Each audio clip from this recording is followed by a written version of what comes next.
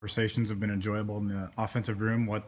How will the playbook look different as you're putting it together? Well, that'll all pan out, and part of that will be who wins the jobs, how things pan out personnel-wise. But you're not going to see a dramatically different team, but some of the language is different, some of the terminology, and as you might imagine, when Greg came in, we pretty much rolled with his lingo and dialect, and that's, I think, usually what you want to do. You want to try to make sure the play caller is comfortable with what terminology you're using, whether it's for personnel groups, plays, protections, all those kinds of things, routes. And one thing about football, there's not a lot of new stuff out there, but the way you call things, it varies, program to program, place to place.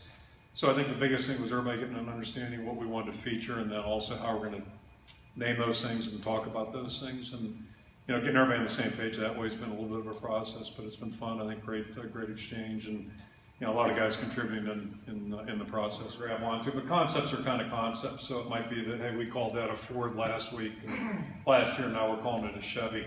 Those kinds of things, but they got to make that transfer. But the concepts, I think, are typically pretty similar. Maybe you may accentuate, this more than that from last year, those types of things. But hopefully, if we're doing it right, what we're trying to teach is simple enough to grasp, and the real challenge is going out and doing it, and doing it against good competition.